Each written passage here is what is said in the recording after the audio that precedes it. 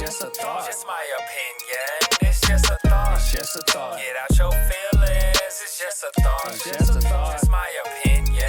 It's just a thought. It's just a thought. Get out your feelings. What's going on, everybody? It's your girl, Shari Nycole, holding it down for another episode of Just a Thought with Shari Nycole. And I don't know how I got a hold of him. Mr. Incognito himself has brought me here to Palm Desert, California. Yes. The one and only Lamar Chase. Now, if you don't know who he is, you're going to know in just a moment, and you're going to wish you do before now. Lamar, I call you Chase. For those, if you hear me say Chase, I call him Chase. Everybody calls me Chase. Yeah. It is an honor and a pleasure to be sitting here with you in the middle of the desert to talk about all the amazing things you're doing and how you got there. Yeah. So first off, how are you doing? We're not going to talk about some of the specifics that everybody knows going on in the industry right now. But just for you in general, you've gotten an amazing promotion with Sony Pictures. So many great things going for you. But how's your spirit right now? How's your mental health right now? I'm good. I'm just staying busy and, just working. Yeah. Just working. A lot going on. But yeah, just working. So one of the things I always tease you about is you're like a silent assassin. Yeah. I met you, oh my gosh, just about 10 years ago. We were both working at TV One at the time. And I watched how you moved. And it was always in silence. Like big moves, but nobody really knew until they needed to know. Who taught you how to move this way in the industry, and why has it really benefited you and been so important? I just moved just quietly based off of, it's just, I believe you make your moves and then you announce them after you've made the moves. You don't announce before you've done something. So I've been a person who just kept my head down and just worked, studied. And, when you see me kind of pop up, I'm popping up doing something. Yeah, you're kind of a quiet guy. You know how to hold a conversation, but you chill anyway as a person. Is this just part of your personality, or did somebody teach you this model? No, just me naturally. I've always been that way since a kid. Just in my own zone, really. Yeah. And I just have my own focus. Yeah. And I just stay consistent with that. In a world full of cloud chasers. Yeah. How do you fit in with this? Because I just feel like you're so counter to the culture and the temperature right now of how this industry is moving. Yeah, it's tough. It's definitely the influencer culture, and everybody, says, oh, you have to do more on social. So even me presenting on social, it's a lot for me. Because I am quiet, I am reserved. But I do think you have to let people know what you're doing, because you never know who's watching, who's influenced by it. Yeah. And I've always been an observer, so I learn more from watching people than anyone that's ever sat down and had conversations with me. Yeah, let's talk about that learning before we got the cameras on. Chase was sharing a very cool story with me about his early TV One days. Talk about just how and I think we spoke about this on the phone, your elevation for me has just been so cool to watch, because it's been, I don't describe it as a meteoric rise. Yeah. It's really been a beautiful, just like slope angle here. Like y'all can see this. That's been Chase's career. Now he's up here somewhere. That's why I had to come all the way to the desert to talk to him. But for you, what was that start like for you, and how did it really anchor who you've become in this industry today? Well, it started in music for me. I had a love for music. A teammate of mine in college, he was writing music, named Tyrell Bing. He got me started in the space. And it went from there, just seeing how the business was going. Yeah. And also, there's a period of time we were working with different artists at different labels, and I always had ideas for shows or music videos we were doing. Mm-hmm. And I just felt that there was a career in television to, offset, things that I was doing in music. Yeah. So I moved over to television, and I thought that was the most amazing experience ever. I did an internship, and then I got a job at TV One. And literally my first job was watching all the seasons of Martin and rating them. Wow. I thought that was the best job ever. I literally pop popcorn every day and just watch Martin. How do you rate episodes of Martin? So you ever know when you're watching the show and the rating pops up? TVPG or right? TV-14. Yeah. I had to do that for every episode. What? And there's a set of standards that you had to go by as far as like how you rate it. So that was my first job. What was the biggest lesson you learned in that particular position that you can say that's helped me along the way? Well, it became this thing of, looking at an amazing show. Shout out to Martin Lawrence. The show is amazing, still is great. But I started to pay attention to the writing. I started to pay attention to the acting. I started to pay attention to people getting into character. And I started to pay attention really to story. Yeah. And that kind of elevated me to realize I wanted to do more on the creative side of television. That was operations. I wanted to do more on the creative side. So I stalked the creative team just to give me an opportunity. I love that. Okay, speaking of stalking, you are a major networker. Like you make sure that you're aligned or aligning yourself with the right people all the time. Can you speak to the importance of networking as it relates to your career, but also in the scope of where we're sitting with now in the entertainment industry, how it can be of benefit to other people? Networking is key, especially for somebody like me. Yeah. I didn't go to school for mass communications or television and film. I went to school to be a surgeon. So everything I shifted into in the entertainment field came by way of relationships. Yeah. I believe relationships and networking, the right relationship can speak volumes for you in rooms that you aren't even in. Yeah. So sometimes your name precedes you before you even step in that room. And you want to make sure that you are touching as many people as you can, just because you just never know. Yeah. You never know. You're literally one opportunity away. It sounds cliche, but you're literally one opportunity away. Chase, I never knew you wanted to be a surgeon. How do you go from that to now we're in Palm Desert and you're a big wig at Sony Pictures? It's not adding up for me. How did that happen for you? So the long and the short of it, I had an aunt who was at the time, she was the longest living dialysis patient in the country. Wow. And she was a part of raising me. How many years, if you don't mind me asking? She was on dialysis for a long time. I think the life expectancy on dialysis, I could be wrong, but I think it's like 10 years before you need a transplant, a kidney transplant. I think her body rejected 3 transplants. So she was literally on it most of her adult life. Oh my God. So as a kid, I remember looking at her arm and I knew she went to dialysis. And I said, well, what's that in your arm? She said, it's a graft. I said, well, what does that do? She said, well, that's how they filter blood through in dialysis. I said, well, who put that in? And she said, a vascular surgeon. And I said, okay, I want to do that because I want to help people like you. That's how much love I had for her. And conversely, because she couldn't work, she couldn't go on airplanes. My uncle Tony, he helped me instill my work ethic because he had to carry the family on his back working wise and making money to keep everybody afloat. Yeah. And he never complained about it. They never complained about their situation. They just went, just did it.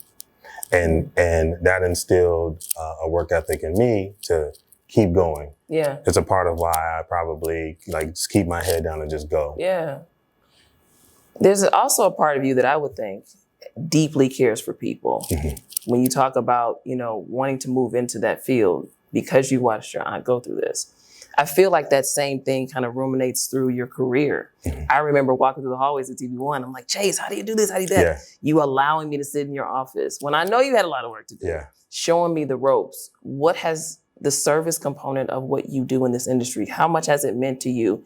And what is it, at what point are you able to see it? Like, do you ever sit back and say, man, I sowed a seed there. Yeah. And I saw it grow, and I'm happy about that. Yeah, I think you for one. I think everything you're doing is amazing, and just our conversations through the years of and where you wanted to go and where you wanted to be, and you're doing a lot of those things.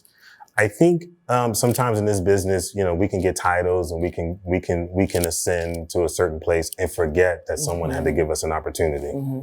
And for me, one of the biggest goals for me in television and film was to give people opportunities. Yeah. People on set, writers. So I take that same way of thinking of the industry into everything I do, from the writers' rooms that, we spark up at Sony, and every place I've been on down to crew members. Yeah. I make sure if there's somebody great that I work with, I'm mentioning them to everybody. Or if somebody comes to me, with the show idea or things like that, I make sure that I give them some notes because that may set them on a track to kind of fixing their project and it landing somewhere, and it can be a great journey for them. So there's a few seeds that I've seen and come from just giving people opportunities. Sometimes people just need a word. Yeah. And it literally sets them on their journey. And even internally, every network I've been to or studio or production company, I make sure I recognize the rising stars because I want them to know, like, I see you. Yeah. I see how hard you're going. It's just a matter of time. And I was in your shoes once where I wanted the bigger opportunities, but I knew I had to master the smaller things first before I can get the bigger ones. Interestingly enough, Chase, I feel like sometimes when people are insecure, it's very difficult for them to do the things that you've described.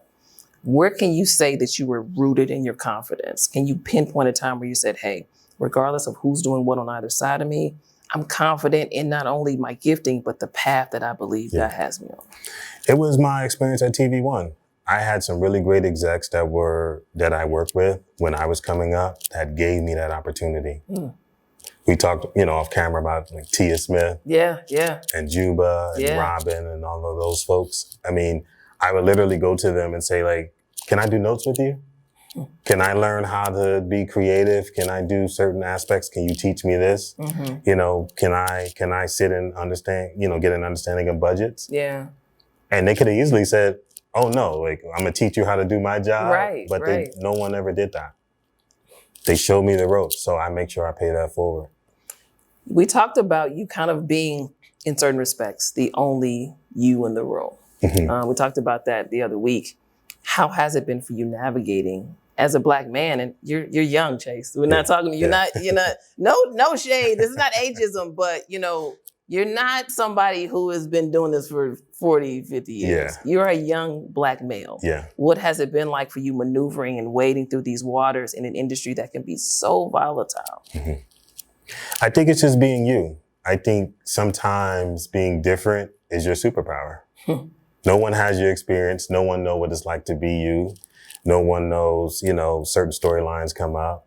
They don't know how to navigate those. Yeah. So it's also just making sure people understand, like, no matter what color you are or no matter what gender you are, everybody has something to bring to the table. Yeah.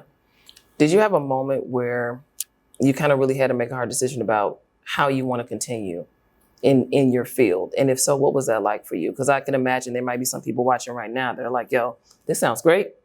I feel good about what I do, but I don't feel necessarily good about where I am. And with that said, I don't even know if I want to continue to do this. What say you to them? I would say just keep at it. If you truly have a love for it, you got to keep going. Because any day could be that day where you leap forward. No one knows when you're going to ascend. No one knows when a promotion's coming. No one knows when that right network is going to buy that show or the right person is going to read that script. So if you have a true love for it, you have to keep going. And for me, I love the entertainment field. I love TV and film. And I became a student of it. I stopped thinking of what was going wrong and thinking about what can I add to my tool belt. So when the time was right, I could be able to apply those things. Yeah. And those same very things that I learned in my early days at TV One still apply to the big shows I do with Sony. Yeah, for sure. About application, for you, what's the biggest piece or one of the biggest pieces of constructive criticism you've ever received? And how has that really helped you in maneuvering again through this industry? And also just looking at where you are, like, how did that get you to this place? Constructive criticism. Who read you your rights one day, Chase, and you were like, man, okay, I'm gonna change that? I think it was Rose Catherine Pinckney. Okay. She was my first opportunity on the creative side. She was at Paramount for a long time. She's a senior VP at BET right now, I believe. She taught me the ropes. She told me basically, you have to study everything. Read enough bad scripts to know what a good script is. Read enough good scripts to know what a great script is. And learn how to make each one of those better.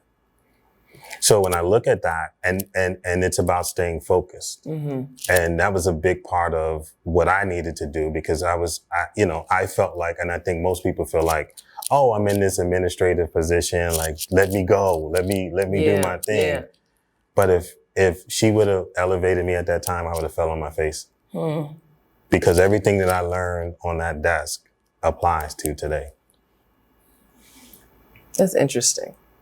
I feel like as I've watched you, Chase, I'm like, when did Chase ever mess up? Like, I just feel like, and it might be because you give me student, like a consistent student. And I talk to my friends about this all the time. We should be in a constant state of learning. Absolutely. How much time do you give, let's just say per week, to outside of your job, arming yourself with information? I study everybody and everything. Every exec, every showrunner I work with, there's something to learn from them. Every manager, coordinator, assistant, I take a piece from everybody to add to the tool belt.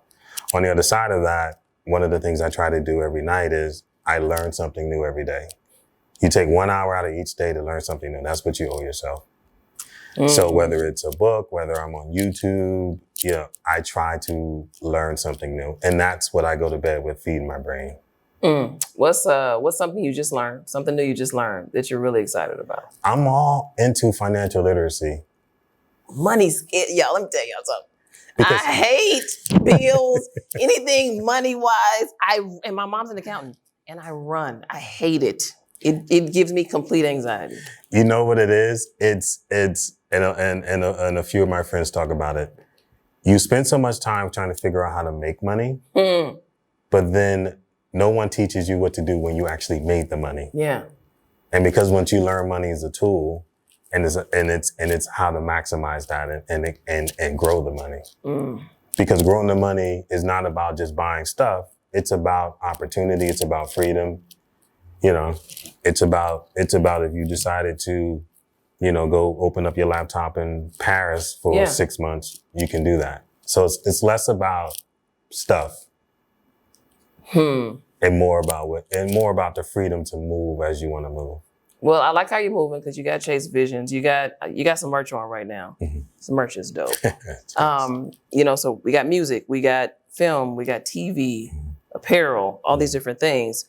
What side of entrepreneurship, when it comes to your apparel, really, really speaks to you and fuels you in a way that maybe what you do in the entertainment industry, aside from that, does not?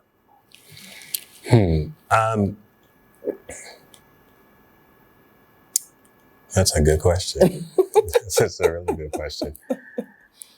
I think it's more so being able to see people come alive through clothing. I believe, and some would say you can get some of that in the costume somebody wears in TV. But I think when you're creating those pieces and the amount of time and detail you put into it. It's a different feeling when someone says, you know what, we all have an option to pick out something to wear that day. Yeah. And you said, you know what, I want to wear Chase Visions. That means a lot. So it's a different feeling. Yeah. Because it's mostly me versus it's a village to do a TV show. It takes a village to make an album. But for me, creating something and telling the factory, okay, here, make this, and me believing in that, it's a different feeling. Now you say me believing in that.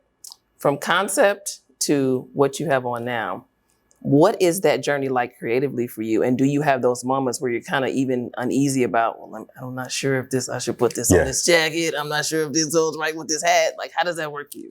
It's the creative process, period, right? You can apply that to music. You can apply that to TV. But that happens sometimes. I'll make something and I'll think like, I'm never putting that out. And then someone would see it and they're like, are you crazy? Like, that's amazing.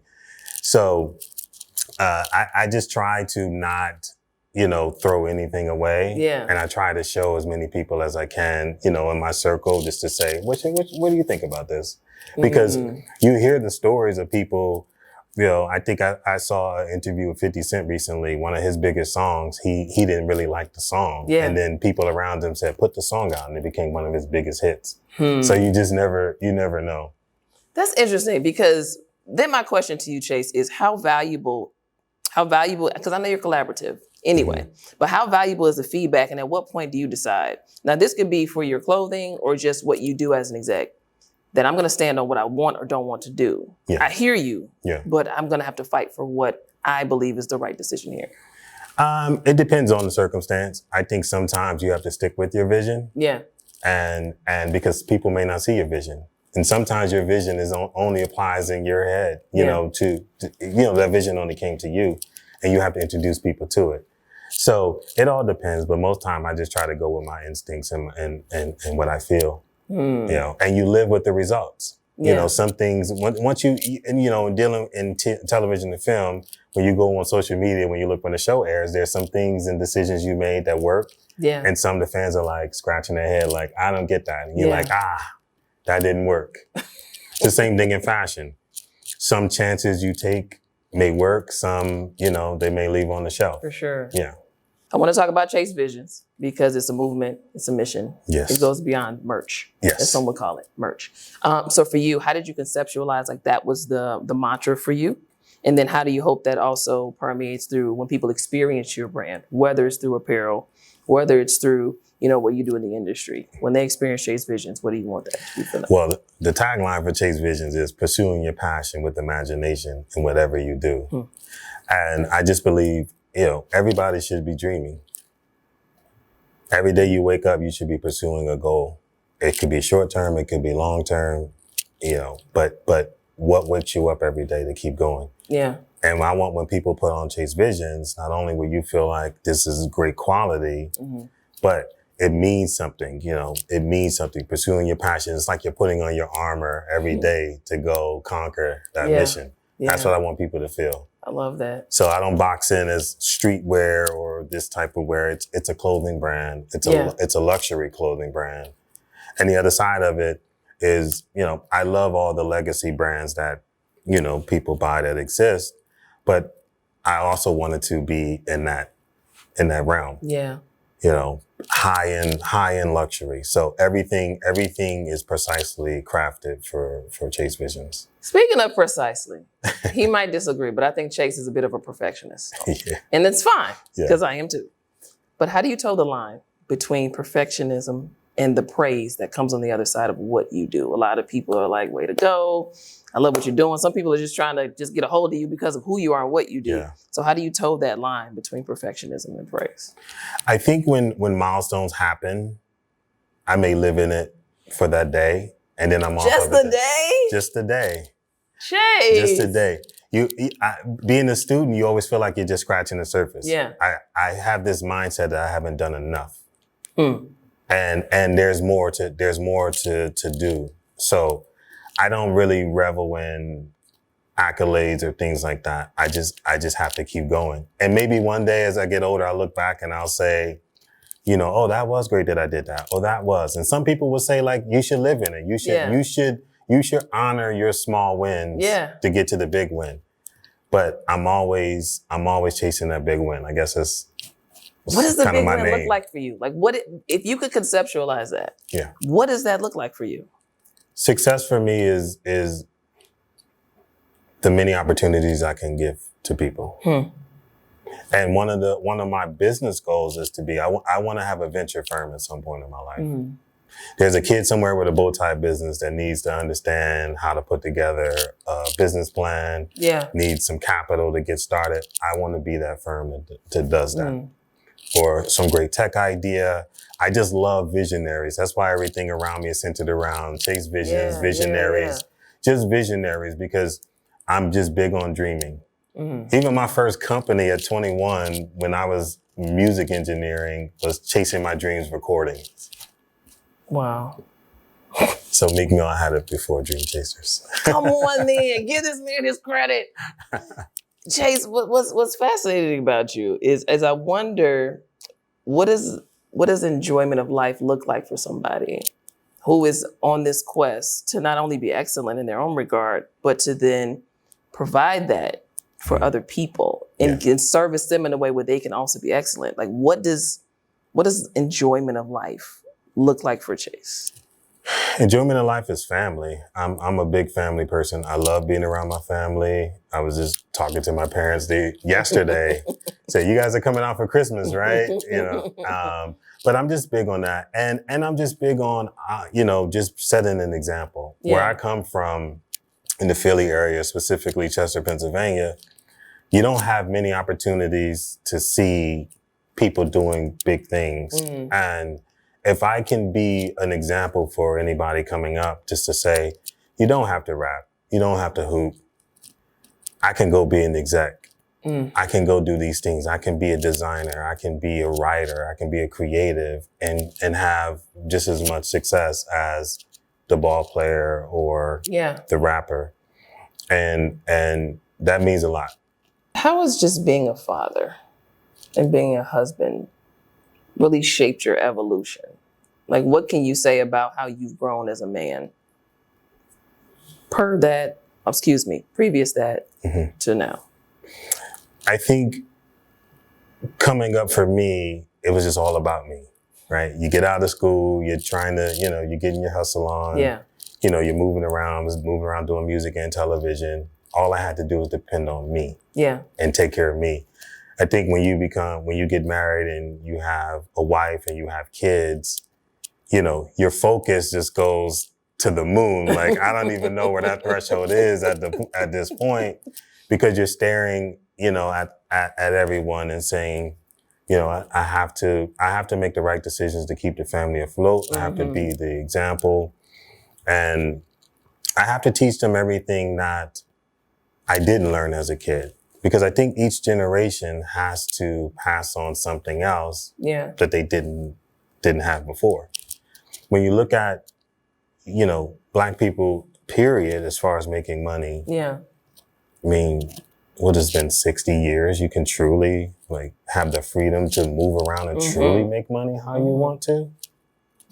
And, so it's about, generations before us couldn't teach us financial literacy and teach us ways to kind of, leave legacy and grow things. And I want to give that to my kids. So that's why I'm always constantly saying I don't stay stuck, in a win, because there's more wins to gain. I love that. And the true win is seeing them successful. Because if I've done my job right, and I won't know that till later on, then I won. I think you're already winning, and I think you're going to continue to do that. And speaking of winning, in everything we've talked about, obviously you've done on the TV side. We're going to get to music in a minute. But in what respect do you feel like there are some wins being made in television and film? And then on the other side of that, where are some areas of loss that you want to see a pickup happen right now? For just in general in the business? Yeah, in general, just what you're seeing. Just based on your experience, what you're seeing, what's working and what's not. And I say that too because we are in a time, no shade. We got influencers, we got everybody, like myself even. We've got podcasts, we've got all these other opportunities, especially in the digital space, for people to create their own content. Yeah. And it actually be viable and incredible in many respects. So with that said, what's working? What's not? I think what's working is the avenues for opportunity. I think the internet has opened up a whole world, and social media has opened up a world for you to learn from different people. The bad is you have to zero in on who you should actually listen to. Yeah. The authenticity applied to that. I think the tough part for women on social media is that they're comparing themselves to filters and, and enhancements. I'll say that, right? That, a little girl feels like she has to compete with that. So it's all about who they're getting information from, and then having some sort of balance. Yeah. It's kind of what I say about the news. I mean, no matter which news channel you watch a bunch of them, read a lot of them, so then form your own opinion of a certain matter versus just staying in one box where they're writing it for it to slant a certain way. Yeah. I think the same thing with social media. I think the same thing with, everybody has an influencer, I know this, I know that. And I'm like, do you know their credentials? Right. That's my thing, Jay. I'm like, I'm okay with influencers, but it's like, I understand the culture that we're in, but I also don't think that makes someone an expert. Right. And I think now more than ever, the lines of differentiation have been blurred so much where it's difficult, like, just to be honest, for somebody like me to really kind of infiltrate in certain spaces that maybe 10, 12 years ago wouldn't have been really much of an issue. Right. So I imagine even when it comes to actors or especially like people in front of the camera, they got a whole bunch of followers. Yeah. They're getting in those audition rooms, and some of them are getting jobs. They're getting opportunities. No shade. I want everybody to win. And so does Chase. But I just wonder what that's like for directors or casting producers to have to kind of work through a system now where you may not get somebody who went to acting school, who's done some films, and now they're on a major film because they got 100 million followers. Yeah. I think you're seeing that doesn't translate. I think when you scrape everything back to the core, you realize you'll eventually see what's there and what's not there. And you've done your job giving someone an opportunity, but it's also, in the same respect, you have to tell them, like, you have to keep at it, right? And that's why I think as a business, the business as a whole, people have to dig deeper. When I got into the business, I read every book about how to make TV, as many books as I could, just understanding the fundamentals of it, story-wise, everything, before I can apply it to doing the work. Yeah. Some things you'll get from books and some things you just have to do doing the work. And I think that applies to other areas from acting and directing and things like that. But I don't think people should base opportunities just off of like the marketing push that could possibly give from a social media standpoint, because it doesn't always translate. Yeah. Speaking of the work and digging deeper, if somebody is watching now, they may have a script that they're really working on, trying to massage through. They may be, have been taking a lot of acting or improv classes.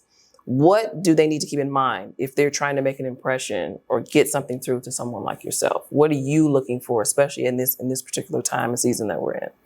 I just think that was the work done. That's the biggest thing. It can't be, I just got off the couch. I didn't really practice. I didn't read. I didn't try. I didn't, some people learn how to go, they go to improv classes. They'll go act in their local plays or find opportunities locally before, they try to go, bigger. It's just all about, are you willing to put the work in? Are you coachable? There's so many people that aren't coachable. They just know it. And you'll never grow if you're not coachable. Let's talk music. Yeah. A new project that just dropped. For you, how special is it for you to still be able to be connected to your music, as well as do all the other things that you do in TV and film? Because it's not easy. It's a lot, guys. Yeah. It can be exhausting. So how special is it for you to be able to still have that, not only connection, but you're in the thick of it. You are in the weeds of this thing. You're in the trenches, and now you have some projects to be able to show for it. Yeah. So I co-executive produced an album with an artist, TMC the Don, who I believe is a superstar. He's gonna be a superstar. He signed to Asylum Records, an Atlantic music group. And shout out to my friend, Brian Wilson, who introduced me to TMC. And he said, Chase, I'm telling you, he's amazing. I know you're super TV and film, and I keep pulling you back into music. And then I heard him, and I was like, okay, I get it. Yeah. And then we went on this journey of making this incredible project called The Heartless Romantic.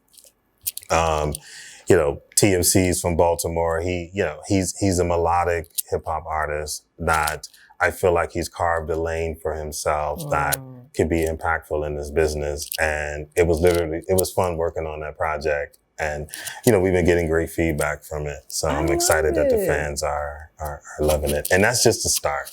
We have a lot we're planning. I love it. So what are you intending to, and even now, bringing to the table musically that we're not necessarily getting that we need? I only say that because I feel like a lot of stuff sounds the same.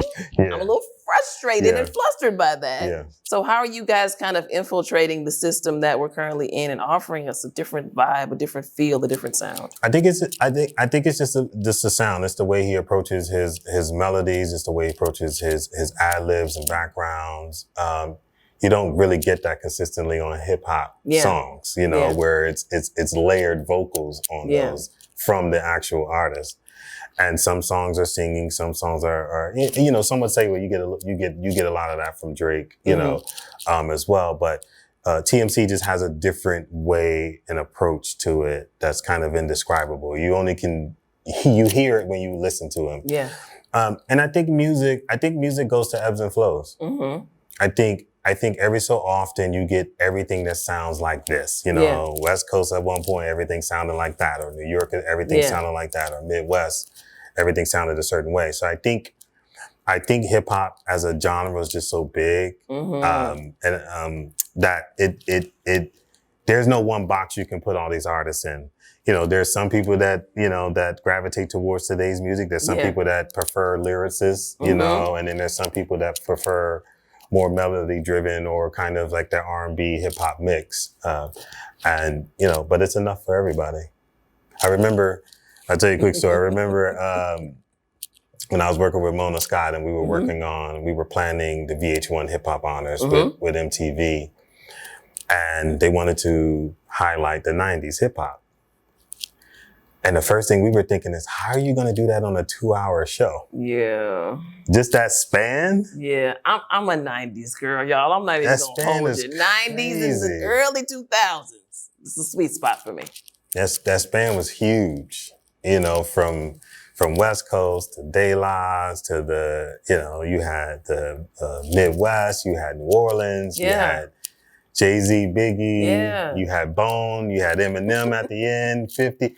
I mean, it was so many people. So we ended up finding a rhythm, but it was tough to do. Your favorite hip hop song and why? Or hip hop song that really just resonated with you in a way that no other hip hop song has ever done?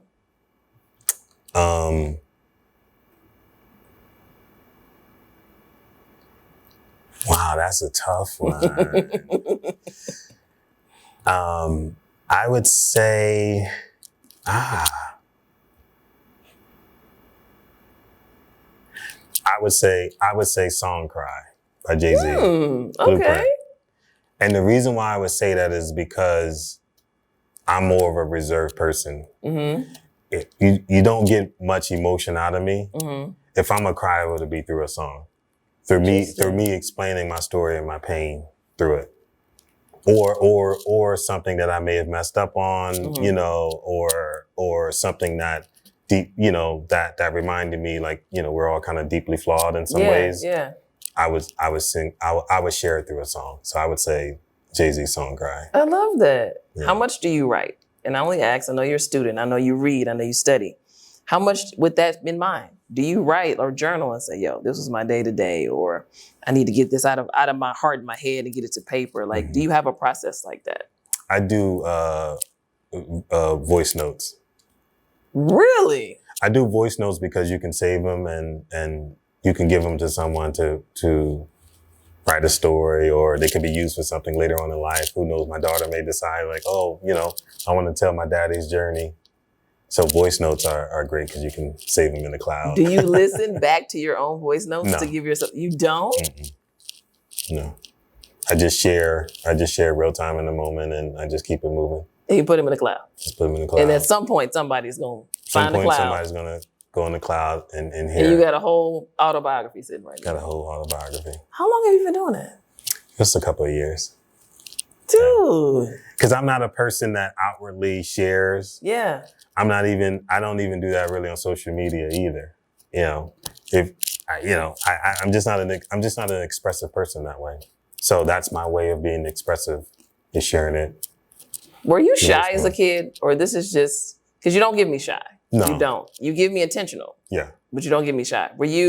How did you move as a young person? I'm just intrigued because I just feel like this is really how you are. No, this is truly how I am. My mom would say I would literally go off on my own and just do my own thing. And that's how I am. I've never been a person that had to be a part of a crowd. Yeah. Or needed to follow a crowd. And I've just been that way. I'm more of an observer and an analytic. I process everything. It's like this little computer map that goes in front of my head. That's crazy. Yeah, I'm constantly analyzing. That's good or bad. Because sometimes you're not in the moment because you're processing so much. But yeah. I asked Donald Lawrence this question like earlier this week, and I want to ask you the same. And I said, if he looks at, you know, his respective industry as a puzzle, and he's a piece, where does he fit? And why is he important to the overall puzzle of his industry? For you, same thing. Like, why is it important that Lamar Chase is here and planted here in these particular industries, music, TV, film? And what do you mean to the overall of where you sit currently? I would say authenticity and balance. authenticity, you're gonna get the consistent me every time.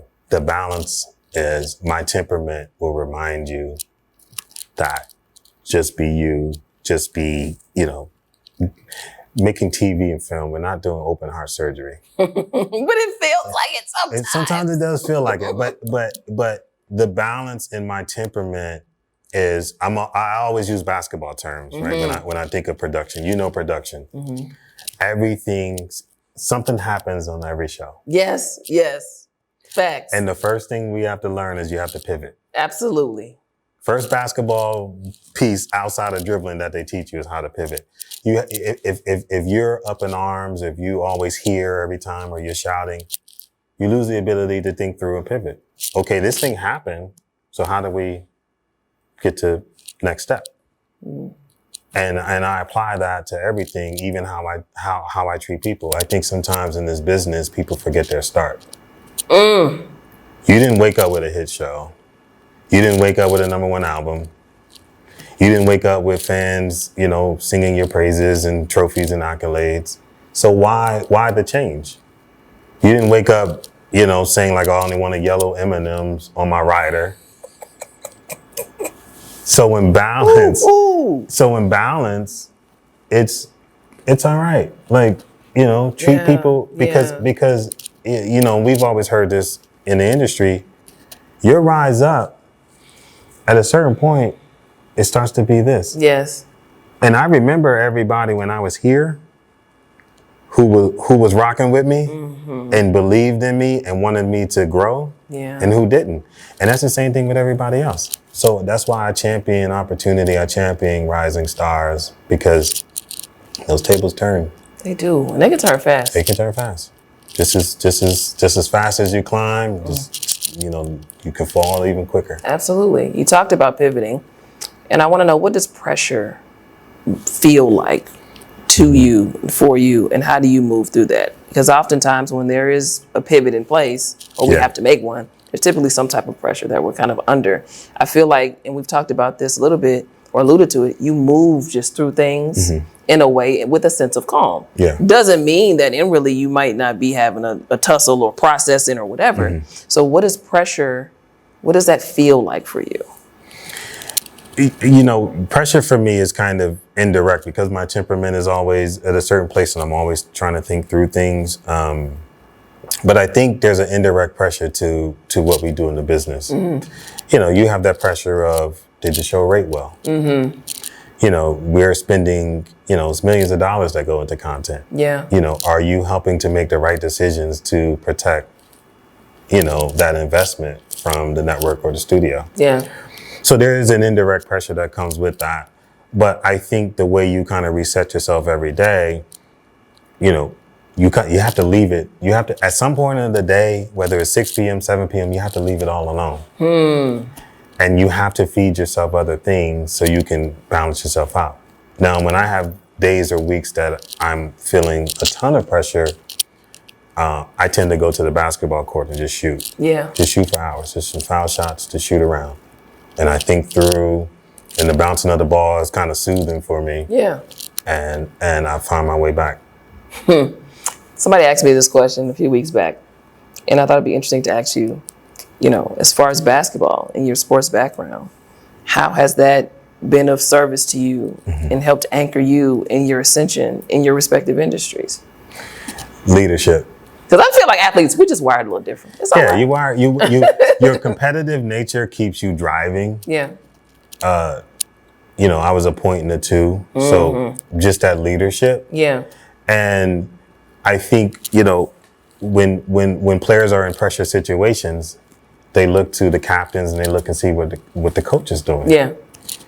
If the captain and the coach look panicked, they're going to panic. Yeah. But if you look like you're ready to pivot and you have this thought out, if you're getting the last shot, exactly where you're gonna go. I'm a jab right, 2 dribbles left, I'm pulling up. It's the same thing. It's the same thing in TV and film. You anticipate certain things that may go awry. I have a new director we're given an opportunity to. okay, I really need to call the producer director and say, like, you know, let's bear hug this a little bit more. Yeah. Let's give this a little bit more love than you have to do for other ones. That's called peopling. You're what is your formula for peopling? Because let's just keep it a buck, Chase. Some people are difficult to communicate with, to work with, but still very necessary to the progress of whatever project you're working for. How do you people well? Because I think you people very well. I think it's definitely with temperament. I think if you give someone the power to kind of make you shout and take you out of your zone, then they won. That's their goal. People that scream and holler and curse everybody out, their goal is to get you riled up like them because they don't know how to express themselves without having to do that. So to me, that's a weakness in their part. So when I come to you and I'm my calm self, okay, I hear you, but let's look at it this way. Or I hear you, but we should still move that way. You know, again, people forget when they want an opportunity, they weren't screaming and hollering at people. So you literally talk to them, you know, I'm gonna talk to you as an adult. And you're gonna match my level because you're gonna realize, like, I'm making a fool of myself. Yeah. Scenario. I quit. I'm done with this. I don't want to do this no more. Y'all ain't coming back tomorrow. What do you say to me? I say to you, all right, let's take a beat. I don't want to take a beat. I'm done. Yeah, you have to take a beat. That's the result of something. How did we get here? What is that thing? I don't like the way they treat me on set right now. The director's tripping. I don't like it. You all did not have my yellow M&Ms in the dressing room like I asked for. I'm sick of asking for the same thing every day. I'm done. Okay. So lay out everything that you need from us that you haven't been getting. You know, we'll make sure for your dressing room or your honey wagon that the PA assigned to you will make sure you have those things. And we'll talk to the director creatively and figure out how. Yeah, because I can't do him. I'm sick of him. Yeah. I can't do him. I'm sick of him. Yeah. I mean, you know, it's merging styles. So we just have to figure out a cadence to your style and the director's style, and we'll marry somewhere in the middle. Well, it doesn't. It actually, he talks like Barry White. Okay, so that's all. I'm just like, this is fake, but I'm like, man, I'm not gonna quit anymore. Well, because what's funny about that scenario is I've been big on when I've come to set and you know, throughout the years, I don't announce that I'm coming to set. I try not to. I try not to, you know, because everybody's on their best behavior. Yeah.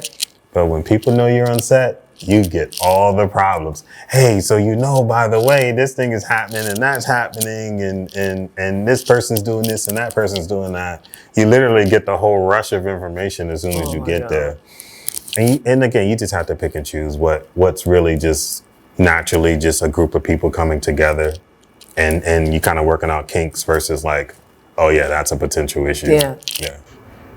The Chase that was senior year in college. Hindsight 2020. What would the Chase now say to him? Well, that's a good one. I think I would say it's going to all work out and you're going to figure out your rhythm. I think when you get out of school, you have no idea what life's bringing to you. You don't know which direction to go. Even though you studied for 4 years, it's really odd. You know? I felt the same way, absolutely. And you put a lot of pressure on yourself to decide, are you going to do more school? Or are you going to try to find this job that they're telling you need? I think getting out of school is just, it comes down to continuing to just be a student of life, learning yourself and learning how to be an adult because adult hits you right away. That adulting. And bills. Yeah. You're like, I just got this bill last month and there's new ones here already. I was due again. I hate rent. Yeah.